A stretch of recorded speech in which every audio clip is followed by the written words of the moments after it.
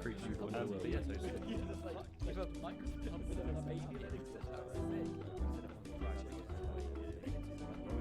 we're being nice to it.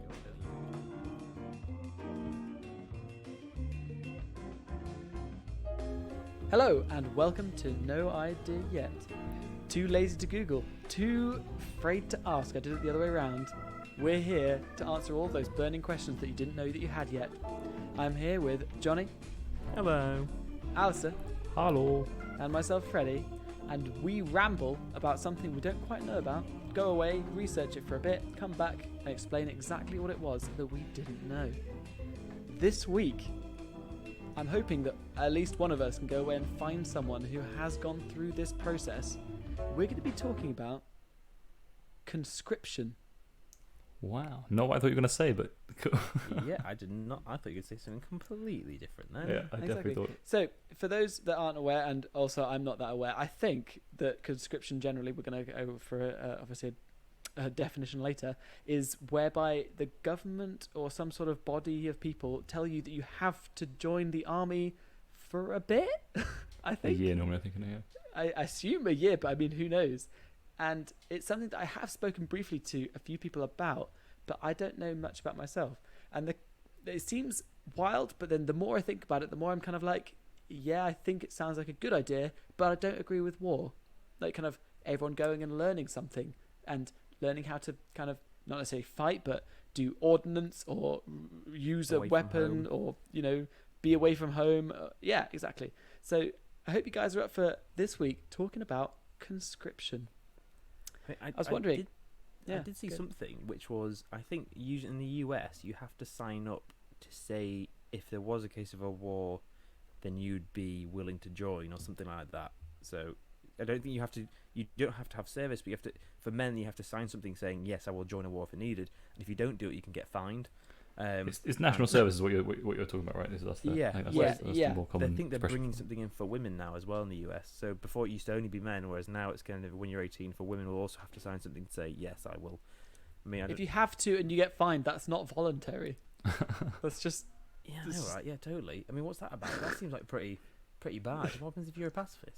Yeah, mate, laws are all voluntary. As long as you don't mind being fined and put in prison. Yeah. That's so true. Laws are voluntary, but you will be fined. You voluntarily follow law. So, okay, I'll start with Johnny, since you seem to have not been so sure about it. Like, what does it mean to you at first? If I just said to you that you're at a party, you're not sure what's going on, someone said that they were from a country where conscription was mandatory, and for a year they had to go and join the armed services and learn how to do some stuff. What do you think? I am, as you're saying, I am fully for the idea of a military training for a year, because like uni, I'm not necessarily, although I went to uni, I'm not fully on board with the idea of uni because it's more supply rather than demand of the final product of a degree. But realistically, it's a great experience for people to move away from home, go to a new area, meet new people, and really like grow and mature as a person, maybe a bit more into adulthood. Also, you have to sort out bills, stuff like that. So I think the idea of conscription is where you learn to all these extra skills. You're away from home, you're with new people. Be an adult.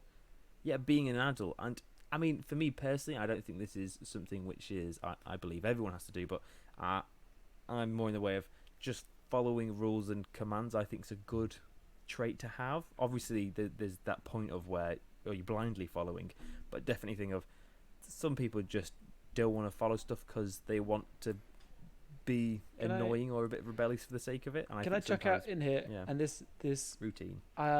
Discipline would be the biggest thing. I'm going to give a little bit of a trigger warning here, because I'm not sure. Just a little bit of a trigger warning because I'm not sure how this will go down. But do you think that might come from a lack of good parenting? Not for you necessarily, but that maybe we all need to have good parents, and that maybe a communal sense of parenting where you go somewhere and they force you into some form of discipline.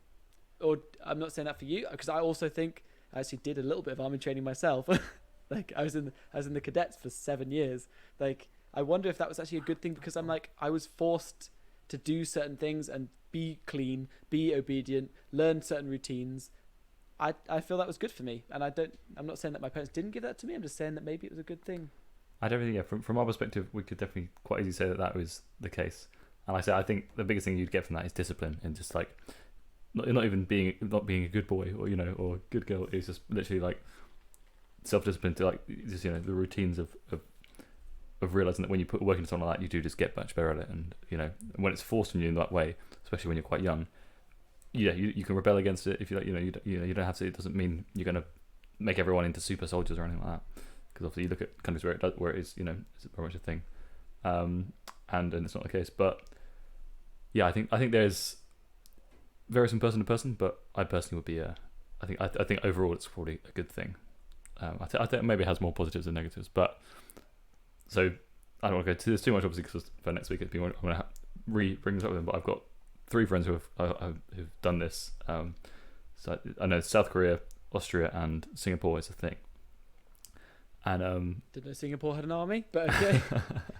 And the South Korean friend of mine, he said, he basically spent a year digging holes. Learn how to dig a hole. Yeah, that's what he did. But I've read that book. Exactly. Johnny, you raising your eyebrows? I think so I said North Korea instead of South Korea by accident. You said a good thing of obedience, and I think when someone thinks obedience, they think like a dog, or they think a negative. But then else you said is about the routine, the rules, and it's not just about the obedience itself of like, do as somebody else says and don't really think about it. But the biggest thing is, and they say discipline. It goes to the obedience that you are to yourself. It's self-discipline. I think it's a very powerful tool. Yeah. Any successful person you ever meet, I guarantee they have a serious amount of self-discipline. Yeah, because if you're lazy and you don't do things, you're not gonna be that successful. You can be lucky and everything, but you're not gonna be. Every major successful person I've ever met has a serious degree of self-discipline.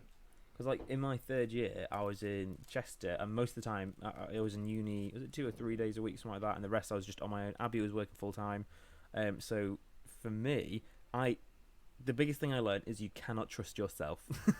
And you can't trust, don't wait for motivation. To make the discipline. right decisions. And the thing I did because I know I couldn't trust myself, is I had alarms for everything. So to wake up, there'd probably be an alarm, and then I would have an alarm to walk the dogs, an alarm to eat my lunch, an alarm to play some games, an alarm to do some work, and like all of that was because otherwise, breathe in, alarm. Breathe out, alarm. If I didn't, without those alarms, one of those jobs would go into a lot longer than it needed to be. I'll play for a bit longer, or I'll do this for a bit longer than I need to. And it's, and I think that idea of discipline is, and that obedience to your own kind of routine, because sometimes you just can't trust yourself to do something, and you need to have that discipline, which is, motivation is when you feel like it, discipline is when you don't feel like it and you still do it anyway. That's an excellent point. And just we've got to because we focus too much on it, the positives. Like, to wrap up the first half of really not understanding what we're talking about, because I'm sure we're going to talk to others and they'll explain where we did and didn't go wrong here. Negatives of conscription / voluntary national service. I think it's national service. For the army, I would say similar to uni. I have a friend who he was in the army for a few years. He even got to be a redcoat. So not redcoat. That's the Civil War bearskin. So do you know the Queen's Guard? That's it. So do you know they have the redcoats and the bearskin hats? So he actually got up to that rank, and he said the thing he says now is, I was a great soldier, but I'm a crap civilian. And I think part of that is he had an injury, so then he got kicked out. And I think, I could be wrong, but from his experience, at least in the UK, the army, there's quite a bit of bullying that happened. So sometimes there was like, if you were a bit ill, if you couldn't do something, then people would be annoyed because they had to pick up the work. And then he said sometimes you get beaten up because he was injured effectively, because people were annoyed that you had to do a little bit more work or whatever. So it is, I think it can end up leading you, dependent on your experience, you can have a negative experience, come out of it worse off than you went in. And all you've learned is, a bit of discipline, but you've completely lost yourself. Also, I think it's very much like different for different people, in that the kind of people who obviously, who you imagine were soldiers, or pretty much all people who have chosen to be in the army, or chosen to go through that whole thing, and so it suits them. Whereas if you've got people who just, I've got friends who definitely would not be suited to be in the army and would not enjoy it and would not get anything out of it, or would have a very negative experience. So forcing that on someone for a whole year, obviously that does seems pretty, anti-freedom, I don't know. But, imagine forcing someone to do something for a whole year here. That'd be crazy. Like staying in your homes. Or COVID. Because I mean, I feel like we've gone away from the main point. Really, is that it's about war. It's about killing other people. Like the whole point. Yeah, it's is having your nation ready for war, basically. Your nation is ready to attack another nation and or defend from another nation. Like, yes, there are benefits of making everyone come together and learn some skills, and I appreciate that from both of you. But the whole point of it is to kill. Yeah, I think we need to get into that a bit more in the second. Because I definitely didn't really fully factor that into the mind. You're like, yeah, this is great. Discipline. It's like, yeah, discipline so that you can wake up to kill. Yeah, I mean that's what a friend said. I was trained to be a killer. He says I was trained to be a killer. I'm a great soldier, but I'm a crap civilian, and that's what you're trained to do. Dependent on your level as well. There's loads of different facets in the army. You're not all like just combat in the sense of, there's medics, there's engineers, there's telecommunications. Well, I think everything has that basic level, don't they? They have to get through. Oh yeah, everyone's got basic training to kill somebody else though, and I think at the end it's just stupid, really. I mean, like, also they'll get to a point where you're like, actually, we can just have drones and robots that do all our fighting for us, and then at that point, it's why not do it like with COD? Online. Why make the items? Why not just do it on a game and be like? Because realistically, there is no difference. It's just people with power who Doesn't are saying, yes, I'm going to beat you in this chess game. Like, and is it like, because in the past, I mean, sorry, we're gonna just to wrap up. Like, I mean, in the past, wars were fought in order to take over territory because it all like stemmed from agriculture, right? Like, I mean, we had stuff, you don't have that stuff, we want your stuff.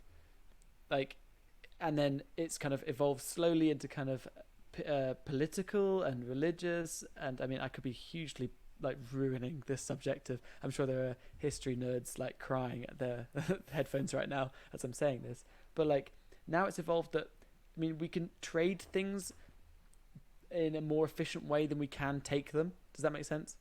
Like, it's mutually beneficial to not be at war. Exactly. Oh yeah. Yeah. Sure. There's a reason there hasn't been any world wars since. Well, obviously there's all the stuff with nukes and everything. We can get into that another time. I think that's another whole conversation. But we get stuff in different methods. I mean, like, not even talk about how Amazon took over literally so many markets during the COVID crisis just because it was the better way of doing it. Amazon didn't take over your town. It's just that everyone bought stuff from Amazon. Like, so they won the war without conscripting a single person. the next point, yeah. I mean, now you definitely say, like, between countries, the biggest thing is taxation between each other. How much do we charge you to do something? And the way that can lead into it is being like, right, you did something wrong to us. We're not going to attack you.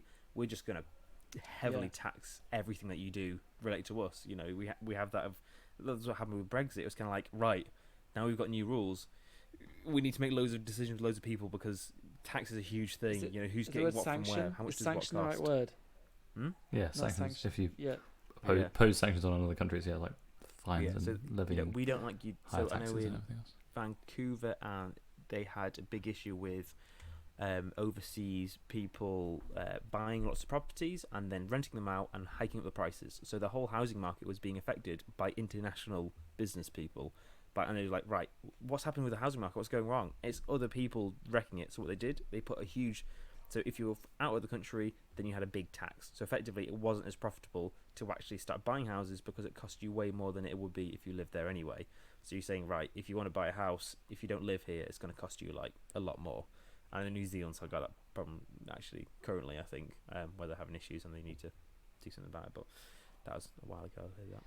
Fair enough. Well, thank you guys for like just rambling as we always do about our first half of what we're talking about. I'm just going to give you a few points. These aren't necessarily to directly research, just as kind of food for thought. And basically, like you said, like there's the benefits of conscription that you guys have touched upon. Ideally, I'd love for you to find someone that you know who has gone through this kind of process and just have a little chat with them. You don't have to record it, but if you can, that'd be cool as well.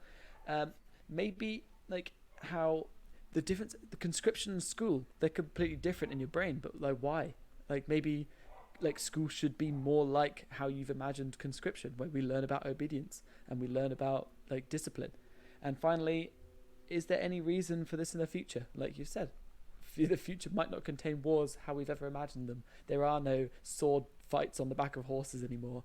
Is there any purpose of National Guard? Sorry, I keep forgetting what it is that you just said. National Service. National Service, that's it. That's the service. So yeah. No, Thank you very much for chatting with me about the first half. and over to you to research for a little bit over the week, and we'll catch up with you in just a moment.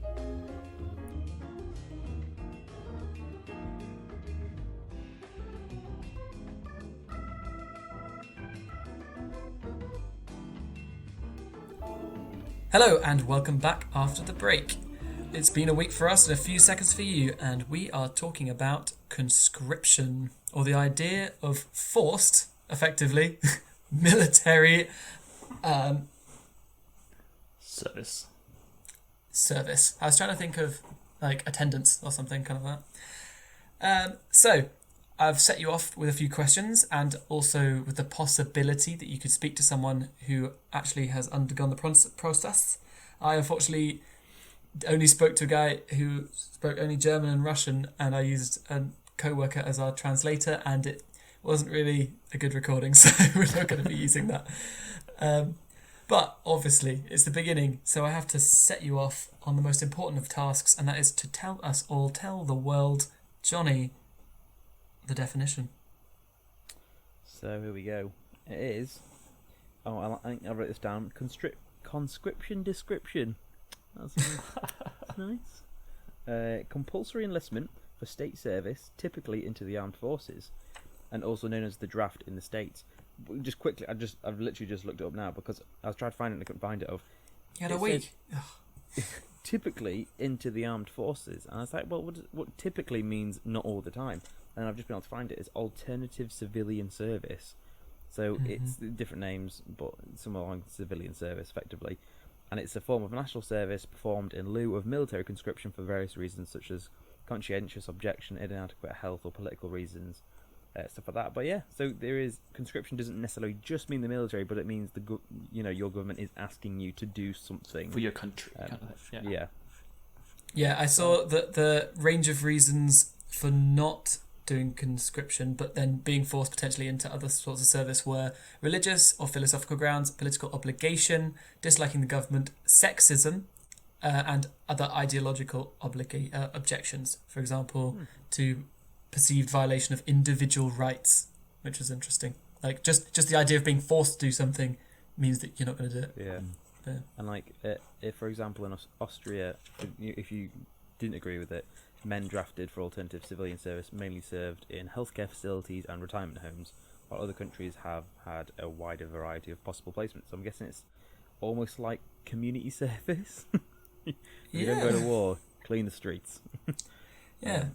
Because, I mean, I'm sure we're going to come on to the positives and negatives, and also how some of the positives turn into negatives. But so I did think of, I thought I'd look at the UK whenever we had it. So we've had it, surprisingly, we've had it twice. The first, I'm sure you can guess, between 1916 and 1920, and the second was between 1939 and 1960. I wonder what that was. Yeah, you can guess why. It's just a little bitty war or two. And yeah, so it's, and also because after the main World War II, they didn't stop it until 1960, so it's kind of like, so I'm assuming they were just ready for threats, really. And they stopped in 1957, but then it was like the last recruits to finish it was like around. Oh yeah, because they had, was it a minimum of like 2 or 3 years? 2 or 3 years. I think it was 3 years actually. So yeah. Yeah, if you had it in 57, so then 60, that would make sense. Yeah, that's when it finished. Yeah, so for conscription, it is that if you have any medical reasons or like training, you have to finish your training first or education and then go into it. But yeah, so after 1949 in the UK, the ages between 17 and 21 had to serve in one of the armed forces for an 18-month period, remaining on the reserve list for 4 years, and they were liable to be called to service with their units, but no more than 3 occasions for 20 days max. So it's, yeah. I know. Alistair, you're nodding away. Is there something that you can add about the different places and ideas? Some of the research I did basically was, I asked 4 people, for anyone who I know who'd done it, and one of them got back to me and hasn't sent me the recording yet. So we will get around that, and we'll put it at the end of the episode for you guys. No problem at all. And so that was, and then I looked at Finnish and Korean national service, so that's obviously quite different. South Korean or North Korean? Because they both have it. They both have it, yeah. South Korean. North Korea not count as a country.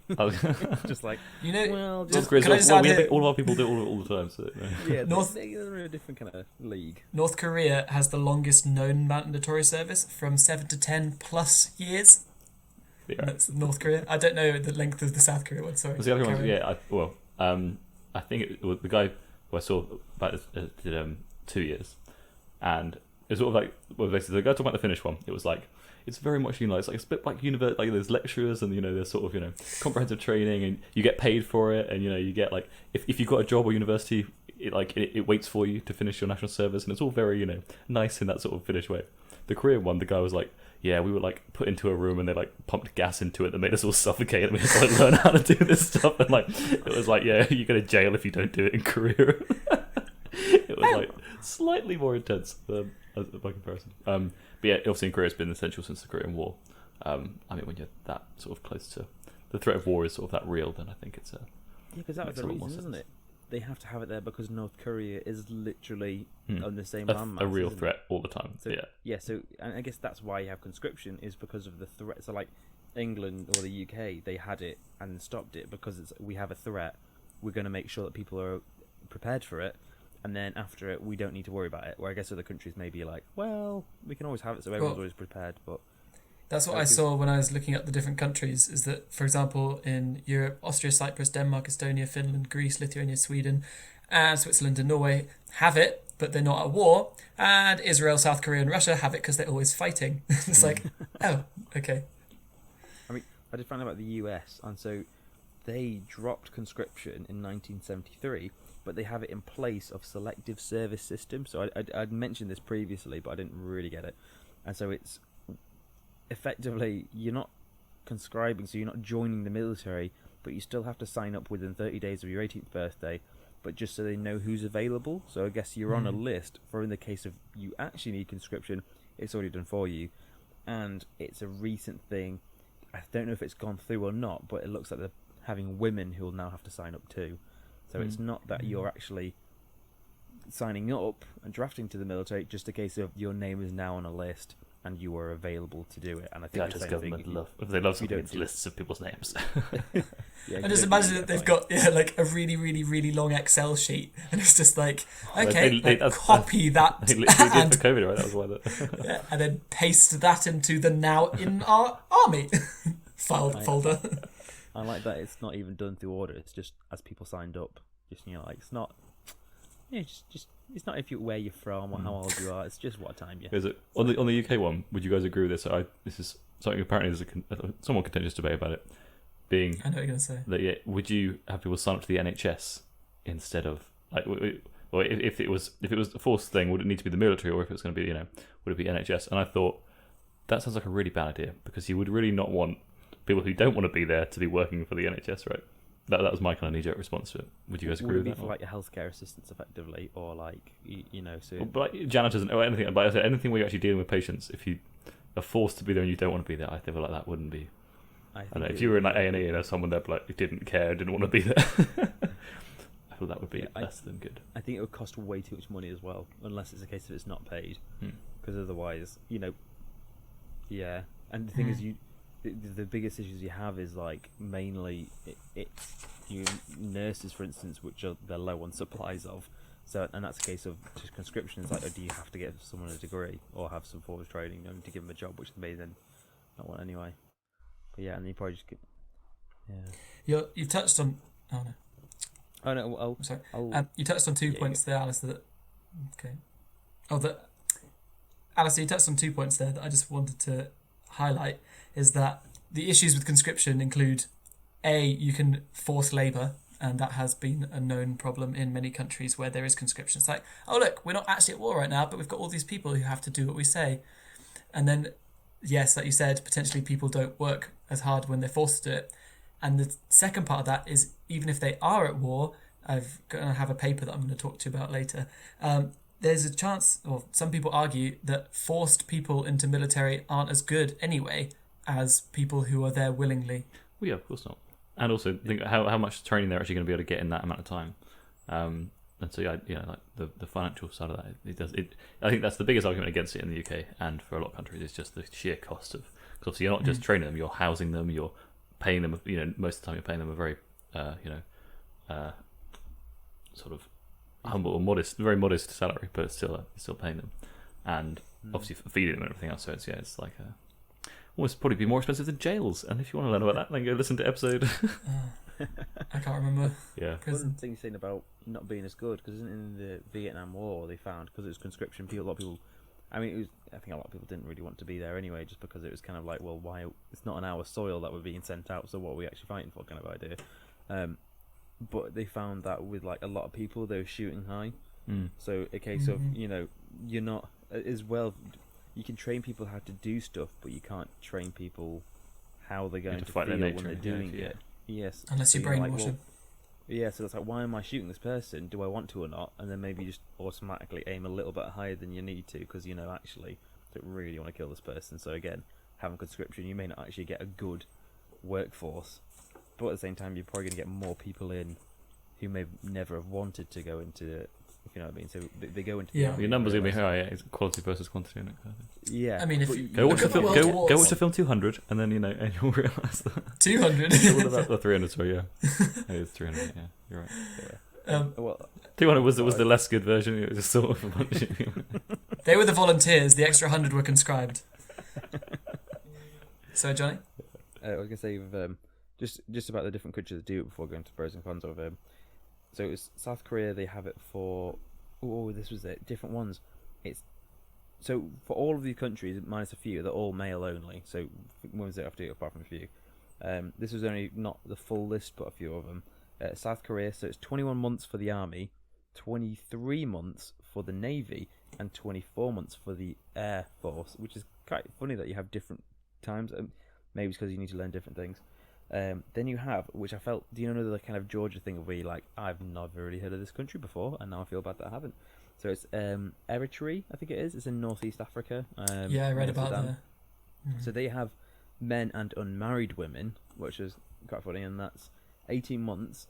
But there's human rights organisations say it can be years up to indefinite, their service, and actually quite a lot of people end up fleeing to the UK from that country to avoid conscription, because it's a case of you end up getting into it and you can't get out. And yeah, I think that's a mad thing. And then Switzerland, 21 weeks, and then I'm not sure. I don't think it's every year, but you have like an annual extra training, which I think can be provided. And it's and 2013 was the most recently have referendums whether to keep it or to give it up, and they kept it. So I think Switzerland's happy to keep it, and that's Switzerland they do get rid of it and got it back again. Yeah, that was and Brazil 10 to 12 months, and they were saying as well it's 18. Usually most places are like 18 years up, and they were saying sometimes you don't get conscriptions if there's too many 18-year-olds. So in case they have a quota, so they won't just, if there's too many people, they'll wait effectively. Israel, that's men are 3 years, women are 2 years, and Syria is 18 months. And avoiding it can mean up to a 15-year prison sentence, which is mad. And there's a few others who have joined. Georgia in 2017, they do it for 12 months, and it was reinstated after they abolished it for eight months later. So they got rid of it. 8 months later, they got it back anyway. So like, wait, we changed our minds. But it sounds like a change of government. Finland. Sorry, this way in terms of how long it was. It was like I said, it was 6, 9, or 12 months, and you could choose. Which I thought was obviously quite nice to be able to be. Because like I said, at the end of the day, you're going to get people who are enthusiastic about it. Like sort of the kind of kids who would have gone to Cub Scouts and loved it would be the same kind of kids who are going to get by 18, that kind of thing, right? I mean, maybe more for the Finnish one than this Korean one where you get chucked in a room. Jesus, yeah. But but I think obviously, it's kind of funny actually. Just this morning at work, we had like a little team meeting thing. And in the classic Zoom meeting, you're waiting for everyone to arrive, so you just sort of sat there in silence. So I was like, well, I'll take this opportunity then while everyone's sat here in silence. I was like, so guys, random question for you. What do you all think of conscription? And? We had a good discussion. We had a brief discussion, to be fair. But my manager was thought it would. He sort of from a reform point of view, like he said, if you had it sort of as a substitute for like juvie, or whatever the British version of that is, or sort of as a kind of as a public service, basically. It's a sort of reform. I think obviously there is that whole thing about being disciplined and everything else, and all that. It could positively turn someone's life around, but equally, Fast. It is compulsory, and you're taking away people's freedom and all that sort of thing. So. Before we jump into the pros and cons. And sorry, the other big thing of that was just the cost. But sorry, you go. Yes. Oh, also, South Korea, if you get a gold in the Olympics, you don't have to have your mandatory conscription either. So Silver, not enough. Yeah, I think it's just gold. And also, I mean, what age do you have to win a gold at the Olympics to then avoid? Because surely it's like 18 plus. So it's like, I guess gymnasts will be alright. Gymnasts are fine. 16-year-olds won a. Yeah. Oh yeah, that's true. Yeah, also the youngest Olympic summer gold medalist now is 13-year-old Japanese. That's terrifying. Skateboarding. They're all like teenagers. Which is a 13-year-old skateboarder won an Olympic gold in swimming. That's quite impressive. Okay, before we get off topic, because I can see it happening, we get off topic. Before we rush off into skateboarding and stuff, I would like to read to you the introduction for a paper that reviews the concept of conscription. I found a paper and I was like, no way.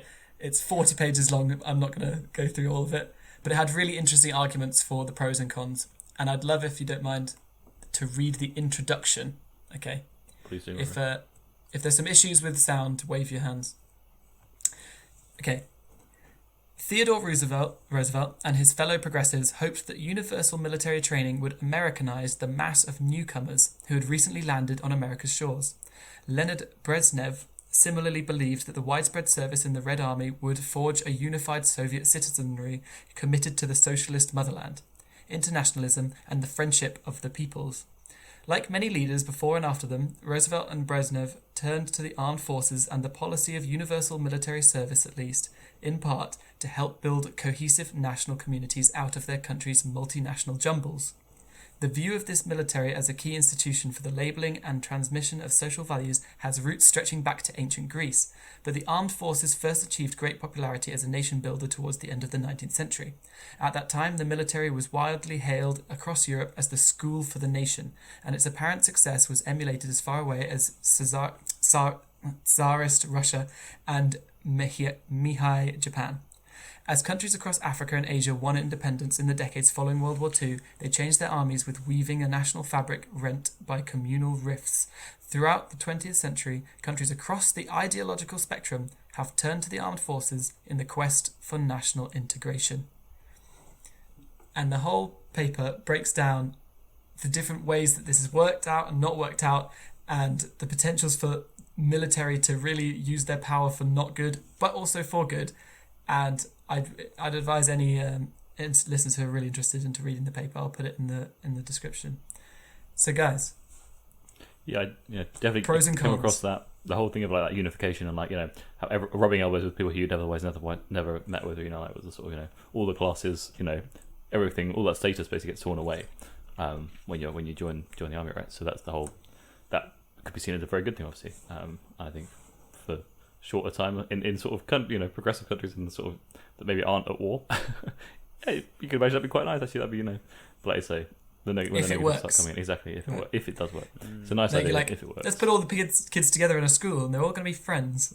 Yep, bullying does not exist. I think but that's it. Because I think as with anything, it depends on your area. Because you could go join the military, but it doesn't mean you go to one place could be great, one place could be terrible. But it depends on who's commanding, who's in charge, and some people will be power hungry. Some people will be actually quite humble about it. But and how you get to the top is different. But as you say, bullying is quite a big thing. Because I know when I've chatted to a friend who was in it, he said it was just a bit of an issue that if there was cliques, and if you went or cliques, how you say it, if you went in that, you'd struggle. You kind of be a bit of a loner. Also, steroid use, quite a big thing apparently, which I didn't realise. So he was saying of he's a big boy, as I say, and he's saying quite a lot of being he fully knew a lot about anabolic steroids in the sense of how much you use, being able to depends on how much you weigh, how best to use it for workouts, and it's quite a known thing that even his superior would be do you want any steroids or can I get some off you kind of thing of definitely for I guess the term is drug abuse. It is illegal anabolic steroids, I think. But yeah, and so that was quite a big thing. So you could even say of that goal and to try go for is actual physical prowess. You're also possibly detrimenting your body. So in the short time you're there, maybe get damaged or whatever, or you get bad habits because of it. Obviously, this is like smaller scale. It's not like you go to the army and you're going to do whatever, but those are things which are present, and sometimes having everyone open to that kind of, even just thought of like, if you're having any intravenous drug use, could that be something which leads them to something else, or like bad habits or whatever. As well as, asking for aggression from people at certain times, and some people will be able to, you're meant to be taught aggression on, aggression off, effectively. Some people may only be able to be taught on for the time that they're there, and they'll struggle with the off part. So there's a lot of things. I'm a friend as well saying he's a great soldier but a crap civilian, and that thing of sometimes with prison we're saying about rehabilitation, it is the same for the military. Are you rehabilitating people for what's life after the military? What's available to them? They've got a big problem with that with the 21-day one in Sweden, I'm sure. I don't know how I'm gonna face these streets, guys. I've killed too many men. Because you guys are both physically healthy young adults. We don't really consider the fact that a lot of people going into it also might not be in good health or even good mental health, and both of which could be severely affected by being in a completely different, out of their comfort zone location. I think the conscription, like I said, if you have a disability that stops you from being able to do it well, then they don't force you to do that. That's obviously. But there's a big range between disability and not being healthy. If you're mental or physical health, then surely it's only going to be beneficial for you. I mean, you don't know what the regime's like. Mental health wise, far less so. I think. But if you're just a bit lazy and a bit sort of overweight or whatever, like a little bit, you need to do a quick bit of running, a few push-ups, and hey, forced to that. It's that easy, but yeah, no problem at all. You just told us that they were put into a room of gas and told to stop breathing, and you're like, "Oh, it's just a couple of push-ups, mate." It's that, yeah. They did have gas masks, but I think they had to take them off, and it was like, it's pretty horrendous. Yeah. Johnny, you were going to say something about the negatives or positives, I think. I've listed a few negatives, but obviously it depends on the actual. The biggest point you made of depends on the length of conscription, and how. Because I know one of the countries I looked up, they said of one of. I can't remember which country it was. It was saying because they pay you, even though it's not the biggest amount. It is actually an incentive for some people who are actually struggling. So you'd be like, right, I'm going to get a job, I'm going to get a home, I'm going to get food, and a bit of pay. Brilliant, that's great. I think. Yeah, well, I said any of the money. I think it was like €10 a day or something for the Finnish one. Yeah, but that's €10 a day that you're not spending. So that for 2 years is okay. So it's the same with the prison thing of you do get paid for stuff, but not a lot because literally you have no expenses. So if you think of the sheer if you think of how much money you actually earn in a month, how much goes on your just you being alive, and how much is left over, you're probably not going to get that leftover part, but it's still you're going to get, but you're not going to be spending anything because you're busy. Exactly. So it's relative, isn't it? Yeah. The money saved. Sure. Well, okay. Last-ish points is without going into the general social pressures of you have to wear clothes and obey by the law, but being forced to do something, do you think that's okay for the government to do, even if it's for greater good? So I feel like it's quite an appropriate time to ask that, isn't it, with the current what's been happening for the last year and a half. I'm sure what you're about to say, Johnny. So yeah, this is the thought of for a lot of people and their worries of any vaccine kind of things of if the government asks me to do this thing one time, will it mean it'll they may ask me to do something another time and they won't give me a choice or do something like that. So I think I'm not.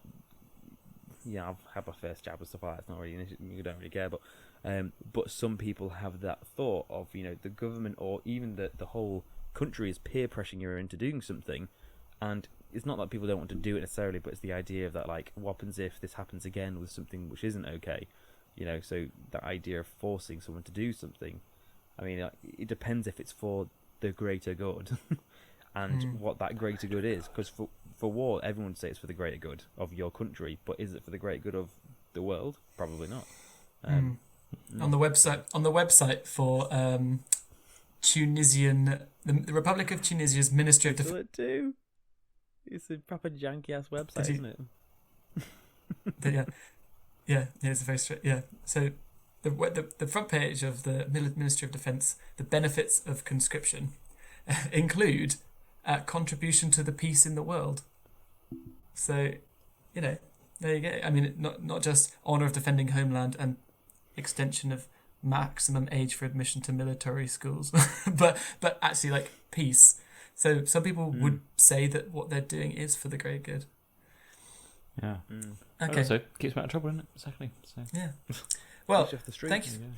Keeps you Thank you very much, guys, you're in. for speaking to me about conscription.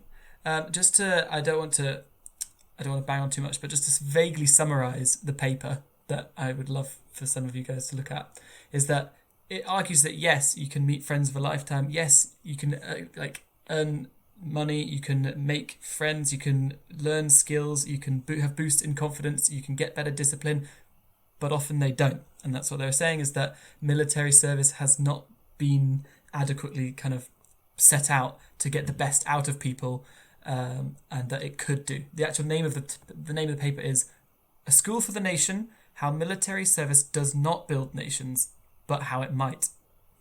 And it's very interesting. Good title. Someone put some thought So- into it. Could I ask the final question of whether of or not, course. Freddie, do you agree with conscription? In a time of war or not a time of war? What first then the other? One then the other. In a time of war, I don't think we have a choice, but I guess they're probably best not to do it in a time of war, to be honest. It'd be interesting to see that, because I don't believe that war's a good thing. So if you didn't have the conscription, then it would be a real population vote with their bodies of if they should go to war or not. And in not a time of war, maybe yes, if they did it right. Like, That's a clever thing. If it was funded properly, if it had had everything laid out in a way that it would work, yeah, of course, it sounds quite like it's going to have some benefits.